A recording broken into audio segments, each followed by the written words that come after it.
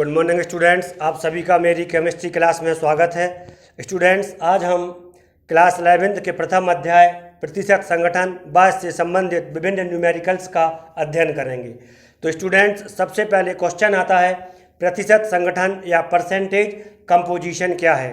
तो स्टूडेंट्स, हम जानते हैं किसी यौगिक का निर्माण विभिन्न प्रकार के तत्वों के आपस में मिलने से होता है। जैसे सादा यौगिक या एक सरल यौगिक जल ले लें तो जल का निर्माण हाइड्रोजन व ऑक्सीजन दो तत्वों से मिलकर हुआ है। इसी प्रकार यदि हम ग्लूकोज या C6H12O6 ले लें तो ज्ञात होता है इसका निर्माण तीन तत्वों कार्बन, हाइड्रोजन व ऑक्सीजन से मिलकर हुआ है। तो स्टूडेंट्स, जब हम किसी यौगिक में उपस्थित विभिन्न तत्वों की प्रतिशत मात्राओं को व्यक्त करते हैं तो इसे प्रतिशत संगठन कहते हैं। अब पुनः क्वेश्चन आता है कि हम प्रतिशत संगठन को परिभाषित कैसे कर सकते हैं। तो स्टूडेंट्स, जब हम किसी यौगिक में उपस्थित विभिन्न तत्वों की प्रतिशत मात्राओं को उनके भार के अनुसार व्यक्त करते हैं तो इसे प्रतिशत संगठन कहते हैं। प्रतिशत संगठन यह किसी यौगिक का होता है जो वास्तव में उस यौगिक में उपस्थित सभी तत्वों की प्रतिशत मात्राओं को व्यक्त करता है। जैसे हमने माना कोई एक यौगिक है जिसका सूत्र ABC है और यह तीन तत्वों A, B व C से मिलकर बना है। यदि इस यौगिक में A की मात्रा 40%, B की मात्रा 12% व C की मात्रा 48% है तो यह कथन इस यौगिक ABC में उपस्थित संपूर्ण प्रतिशत संगठन को व्यक्त करता है। तो स्टूडेंट्स, इसमें एक चीज़ और ध्यान रखने लायक है कि किसी यौगिक में उपस्थित विभिन्न तत्वों की प्रतिशत मात्राओं का योग 100 होता है, अर्थात सभी तत्वों का प्रतिशत संगठन 100 होता है या 100 होता है। स्टूडेंट्स, इस तथ्य का उपयोग हम प्रतिशत संगठन से संबंधित न्यूमेरिकल्स लगाने में भी करते हैं। जैसे एक यौगिक जो मैंने बताया था ABC, इसमें से हमें दो तत्वों की प्रतिशत मात्राओं की योग या हमें दो तत्वों की प्रतिशत मात्राओं की जानकारी है तो हम इन दोनों तत्वों की प्रतिशत मात्राओं का योग कर लेते हैं और 100 में से घटा देते हैं तो हमें इस यौगिक में उपस्थित तीसरे तत्व की प्रतिशत मात्रा की जानकारी हो जाती है, जिसे हम निम्न प्रकार से कह सकते हैं कि अंतिम तत्व की प्रतिशत मात्रा बराबर 100 माइनस सभी तत्व की प्रतिशत मात्राओं का योग होता है। तो स्टूडेंट्स, अभी हमने प्रतिशत मात्रा की परिभाषा और कुछ एग्जाम्पल्स का अध्ययन किया है। साथ ही हमने यह भी अध्ययन किया है कि किसी यौगिक में उपस्थित सभी तत्वों की प्रतिशत मात्राओं का योग कितना होता है। अब स्टूडेंट्स, पुनः एक क्वेश्चन आता है कि किसी यौगिक में उपस्थित विभिन्न तत्वों की प्रतिशत मात्रा का निर्धारण हम कैसे करते हैं। तो स्टूडेंट्स, किसी यौगिक में उपस्थित विभिन्न तत्वों की प्रतिशत मात्रा का निर्धारण हम निम्न सूत्र के द्वारा करते हैं। यौगिक में तत्वों का भार, अर्थात इसका मतलब है उस यौगिक में जिस तत्व की हमें प्रतिशत मात्रा ज्ञात करनी है उसका हमें कुल भार लेना पड़ता है अपॉन यौगिक का अणुभार। इसमें जिस यौगिक का हमें प्रतिशत संगठन ज्ञात करना होता है उसका अणुभार लेते हैं इंटू 100 कर देते हैं तो हमें यौगिक में उपस्थित उस तत्व की प्रतिशत मात्रा की जानकारी या ज्ञान हो जाता है। स्टूडेंट्स, इसे हम निम्न एग्जाम्पल के द्वारा भी समझ सकते हैं। जैसे ये क्वेश्चन है CaCO3 या कैल्शियम कार्बोनेट का प्रतिशत संगठन ज्ञात कीजिए। तो स्टूडेंट्स, हम जानते हैं प्रतिशत संगठन ज्ञात करने के लिए हमें इस यौगिक अर्थात CaCO3 में उपस्थित तीनों तत्वों कैल्शियम, कार्बन और ऑक्सीजन की प्रतिशत मात्राओं का निर्धारण करना होता है और किसी यौगिक में उपस्थित तत्व की प्रतिशत मात्रा का निर्धारण निम्न सूत्र से करते हैं। तो स्टूडेंट्स, सबसे पहले हम यौगिक CaCO3 का अणुभार ज्ञात करते हैं क्योंकि इस सूत्र में अणुभार आता है। तो स्टूडेंट्स, CaCO3 का अणुभार हम निम्न प्रकार से ज्ञात कर सकते हैं। मैं बता चुका हूँ, अणुभार किसी यौगिक में उपस्थित सभी तत्वों के परमाणुओं के भारों का योग होता है। जैसे CaCO3, इसमें Ca का एक परमाणु, कार्बन का एक परमाणु और ऑक्सीजन के 3 परमाणु हैं। तो हम CaCO3 का अणुभार निकालने के लिए इन सभी परमाणुओं के भारों का योग कर देते हैं तो हमें Ca का परमाणु भार, जो मैं बता चुका हूँ, Ca का परमाणु भार, इसके नीचे 40 लिख दिया, कार्बन का परमाणु भार 12 लिख दिया और ऑक्सीजन का परमाणु भार 16 होता है, किंतु CaCO3 में 3 ऑक्सीजन परमाणु हैं, इसलिए हम 3 × 16 कर देते हैं। तो हमें अगले चरण में 14 + 12 + 48 प्राप्त होता है और जब हम इन तीनों का योग कर देते हैं तो हमें 100 प्राप्त होता है, जो कि वास्तव में CaCO3 का अणुभार होता है। तो स्टूडेंट्स, अब हम CaCO3 में उपस्थित कैल्शियम की प्रतिशत मात्रा ज्ञात करेंगे। तो पुनः Ca की प्रतिशत मात्रा बराबर यौगिक में तत्व का भार बटे यौगिक का अणुभार। तो इसमें हम लिखेंगे यौगिक में, यौगिक अर्थात CaCO3, CaCO3 में Ca का भार बटे CaCO3 का अणुभार गुणित 100। तो हमें यह प्राप्त होता है 40/100 × 100 = 40% या 40%। यह CaCO3 में Ca की प्रतिशत मात्रा थी। इसी प्रकार हम CaCO3 में कार्बन की प्रतिशत मात्रा ज्ञात करेंगे। तो कार्बन की प्रतिशत मात्रा ज्ञात करने के लिए हम CaCO3 में कार्बन का भार लिखेंगे बटे CaCO3 का अणुभार कर देते हैं। तो CaCO3 में कार्बन की मात्रा या कार्बन का भार 12 था, इसमें हमने 100 कर दिया सूत्र के अनुसार और सूत्र के अनुसार 100 से मल्टीप्लाई कर दिया, तो यह 12/100 × 100 आ जाता है।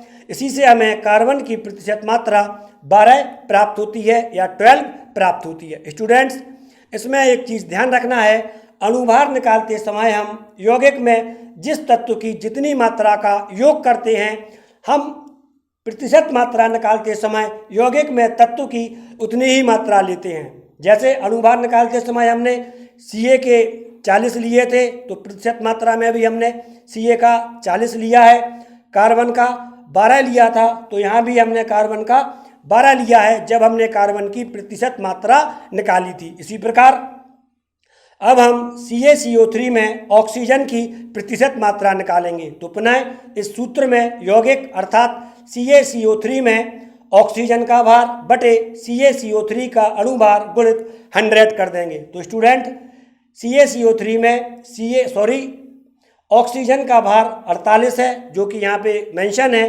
48/100 × 100, तो ऑक्सीजन की मात्रा भी 48% प्राप्त होती है। यह CaCO3 का प्रतिशत संगठन था, जिसमें कैल्शियम 40%, कार्बन 12% एवं ऑक्सीजन 48% है।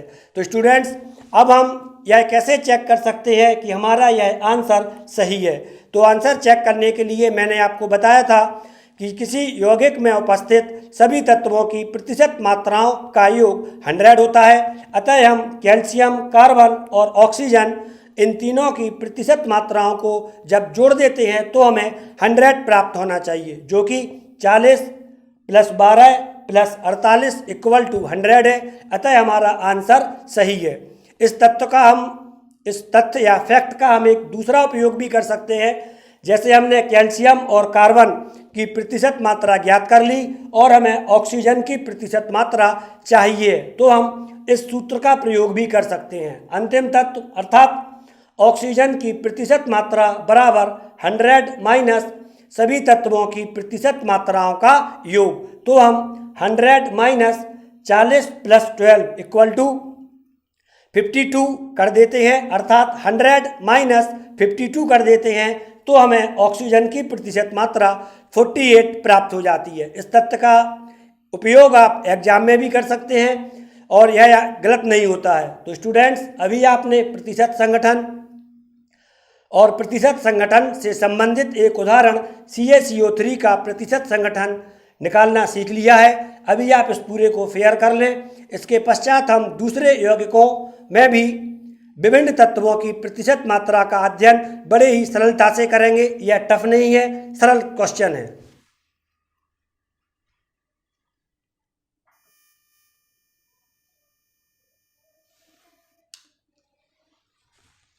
तो स्टूडेंट्स, अभी हमने कैल्शियम कार्बोनेट के प्रतिशत संगठन का अध्ययन किया था।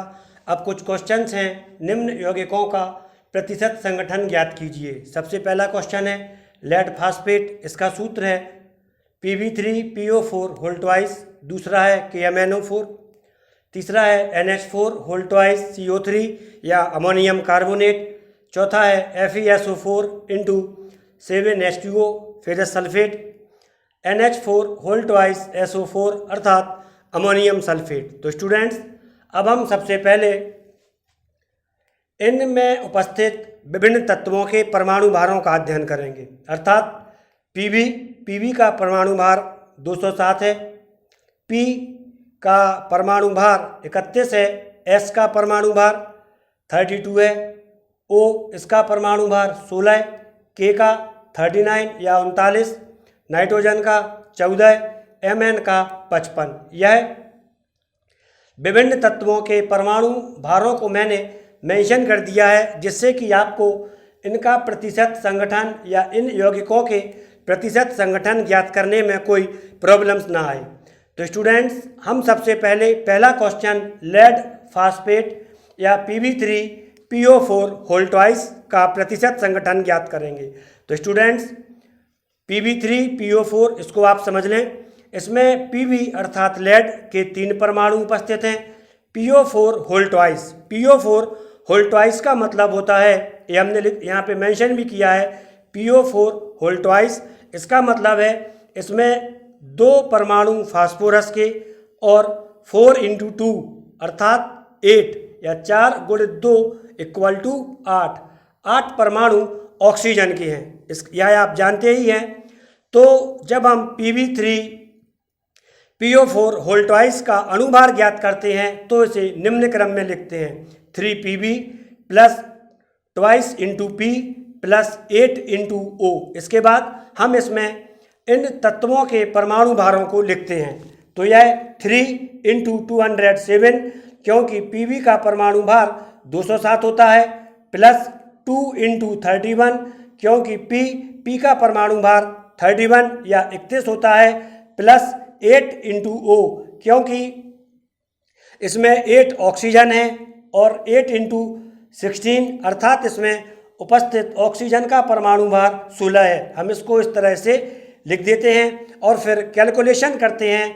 तो हमें 3 into 207 equal to 621, 2 into 31 equal to 62, plus 8 into 16 equal to 128 या 128 प्राप्त होता है। अब हम इन तीनों को जोड़ देते हैं, जो कि 811 आता है। 811 लेड फास्फेट का अणुभार होता है। कई बार क्वेश्चन ये भी आ सकता है कि लेड फास्फेट या इन सभी यौगिकों के अणुभार की गणना कीजिए, तो ये क्वेश्चन आपका अपने आप तैयार हो जाता है। इसके बाद हम लेड फास्फेट में Pb, P और ऑक्सीजन, इन तीनों की प्रतिशत संगठन का या प्रतिशत मात्राओं का अध्ययन करेंगे। तो हम जानते हैं किसी यौगिक में तत्व की प्रतिशत मात्रा ज्ञात करने के लिए हम किस सूत्र का प्रयोग करते हैं। इसके लिए हम तत्व की प्रतिशत मात्रा बराबर यौगिक में तत्व का भार बटे यौगिक का अणुभार गुणित 100 कर देते हैं, तो हमें उस तत्व की प्रतिशत मात्रा ज्ञात हो जाती है। जैसे Pb की प्रतिशत मात्रा हम जब लेड फास्फेट में निकालते हैं तो हम सबसे पहले Pb3PO4 होल ट्वाइस में Pb का भार जो कि 621 है, हमने 621 लिख दिया। इसके बाद Pb3PO4 होल ट्वाइस या लेड फास्फेट का अणुभार जो कि 811 है, 811 लिख दिया, इंटू 100 कर देते हैं, तो हमें Pb की प्रतिशत मात्रा 76.57 प्राप्त होती है। इसी प्रकार हम जब P की प्रतिशत मात्रा निकालते हैं तो लेड फास्फेट में P का भार जो कि 62 होता है, यही हमने इसका अणुभार निकालते समय लिया था। तो स्टूडेंट्स, इस चीज़ का ध्यान रखना है, तत्व की जितनी मात्रा अणुभार निकालते समय प्रयुक्त की जाती है, वही मात्रा प्रतिशत मात्रा निकालने में भी प्रयुक्त की जाती है। तो यह 62 अपॉन लेड फास्फेट का अणुभार जो कि 811 है, तो 62 अपॉन 811 गुणित 100 कर देते हैं, तो हमें P की प्रतिशत मात्रा 7.64 प्राप्त हो जाती है। इसी प्रकार हम ऑक्सीजन की प्रतिशत मात्रा भी ज्ञात करते हैं। इसमें ऑक्सीजन की मात्रा 128 थी, तो हमने 128 अपॉन 811 अर्थात 128/811 कर दिया, गुणित 100 कर दिया, तो हमें लेड फास्फेट में ऑक्सीजन की प्रतिशत मात्रा 15.78% प्राप्त होती है, जिसे कि हम 15.79% भी लिख सकते हैं। तो स्टूडेंट, अभी हमने लेड फास्फेट में उपस्थित तीनों तत्वों पीबी, पी और ऑक्सीजन, इनकी प्रतिशत मात्रा का निर्धारण आसानी से कर लिया है। अब हम देखते हैं कि हमारे द्वारा ज्ञात की गई पीबी, पी और ऑक्सीजन की प्रतिशत मात्राएं वास्तव में सही है अथवा हमसे कहीं पर कोई त्रुटि हुई है। तो उत्तर की जांच करने के लिए हम इन तीनों प्रतिशत मात्राओं का सम कर देते हैं, इन तीनों प्रतिशत मात्राओं को जोड़ देते हैं। जैसे पीबी की मात्रा 76.57%, ऑक्सीजन की मात्रा 15.79% अर्थात 15.79%, पी की प्रतिशत मात्रा 7.64%, तो हमें कुल 100% प्राप्त होता है, जिससे सिद्ध होता है हमारा आंसर भी 100% सही है। इसके बाद जो मैंने आपको बताया था एक शॉर्टकट मेथड, यदि हमें दो तत्वों की प्रतिशत मात्राएं ज्ञात हो और हमें तीसरे तत्व की प्रतिशत मात्रा ज्ञात करनी है, तो हम किसी सूत्र का प्रयोग करते हैं, 100 माइनस शेष सभी तत्वों की प्रतिशत मात्राओं का योग। इस सूत्र के द्वारा हम पीवी की प्रतिशत मात्रा का निर्धारण करेंगे। तो हम सूत्र लिखते हैं PV equal to 100 minus oxygen की प्रतिशत मात्रा प्लस पी की प्रतिशत मात्रा। इन दोनों की प्रतिशत मात्राओं का योग 15.79 और 7.64 का योग 23.43 आता है, जिसे हम 100 में से घटा देते हैं, तो 100 माइनस 23.43 इक्वल टू पुनः 76.57% आता है, जो कि हमारे द्वारा ज्ञात की गई लेड सल्फेट में पीवी की प्रतिशत मात्रा से मैच करता है। अतः यह सही है, हमारी पीवी की प्रतिशत मात्रा भी इतनी ही आती है। तो स्टूडेंट्स, यह न्यूमेरिकल सेक्शंस केमिस्ट्री के लिए बहुत ही ज़्यादा इम्पोर्टेंट होता है। न्यूमेरिकल सेक्शंस वास्तव में आपकी किसी भी एग्जाम हो, चाहे वह एकेडमिक हो या कंपटीशन हो, आपकी मेरिट को निर्धारित करता है, क्योंकि थ्योरी सभी बच्चों के लिए लगभग बराबर आती है, डिफरेंस सिर्फ न्यूमेरिकल सेक्शन में होता है। तो स्टूडेंट्स, आप यह न्यूमेरिकल सेक्शंस ध्यानपूर्वक पढ़ते जाएं, यह आपके लिए बहुत ज़्यादा उपयोगी है, फ़ायदेमंद है। लगातार आप मेरे साथ जुड़े रहें, जिससे कि आपका कोई भी वीडियो मिस ना हो। यदि आप मेरे साथ अभी जुड़े हैं तो आप मेरे चैनल की प्लेलिस्ट में जाकर इस चैप्टर से संबंधित और भी वीडियो है जो कि क्लियर हैं और क्लियर कॉन्सेप्ट देते हैं, आप उन्हें देख सकते हैं, उनसे अपनी स्टडी कर सकते हैं। धन्यवाद।